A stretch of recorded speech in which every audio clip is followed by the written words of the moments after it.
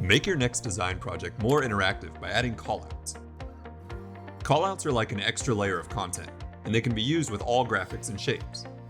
To add a callout to an object, first, select it and click Add Callout in the Settings panel on the right.